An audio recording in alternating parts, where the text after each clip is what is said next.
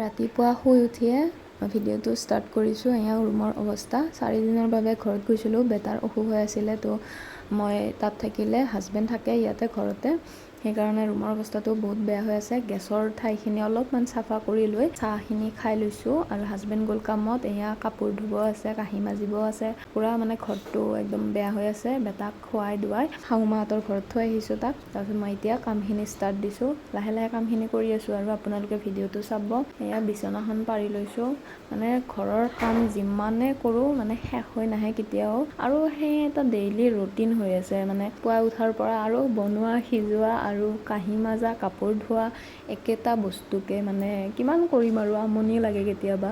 আগৰ ৰুমটো ঠিক কৰি লৈছোঁ প্ৰথমতে। এয়া বিচনাখন পাৰি ধুনীয়াকৈ বালিচৰ ৱাৰ নতুনকৈ লগাই, মানে যিহেতু ঘৰত নাছিলোঁ তো বিচনা চাদৰ দুখন ধুই দিম ভালকৈ। নতুন বিচনা চাদৰ পাৰি লৈছোঁ। এইখন বিচনাও ঠিক কৰি লৈছোঁ। বেটা থাকিলে বহুত বেছিয়ে কাপোৰ জহয় তহয় যি টি কৰি থৈ দিয়ে, তো সকলোবোৰ চাফা কৰি লৈছোঁ। তাৰপিছত আহিছোঁ ইয়াতে আইনাখনৰ আগত, মানে যিমান বস্তু খেলি মেলি আৰু গোটেই বস্তু খেলি মেলি হৈ আছে, তো সেইখিনি বস্তু ঠিক কৰি লওঁ।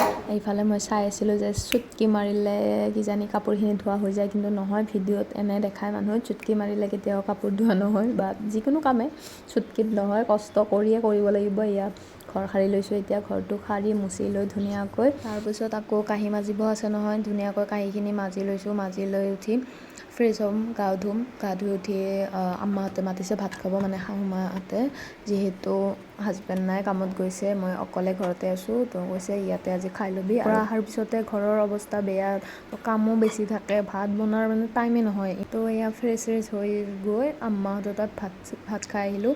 তাৰপিছতো যিখিনি কাপোৰ মানে ধুই দিছিলোঁ চালোঁ, ৰ'দ মানে ইমানে বেছি, মানে কাপোৰ জ্বলি যাব, তো গোটেইখিনি কাপোৰে লৈ আহিছোঁ। লৈ আহি ঘৰতে এনেকুৱা মানে তাঁৰ লগাই থৈ দিছোঁ। মই মানে আধা শুকা হ'লে ভিতৰতে মেলি দি থৈ দিওঁ। এতিয়া ভিতৰতে মেলি দি থৈছোঁ ধুনীয়াকৈ, আৰু বিচনা চাদৰ দুখন যিহেতু শুকাই গৈছে জাপি লৈছোঁ। জাপি লৈ উঠি হৈয়ে গ'ল কাম, বেছি নাই বাছ।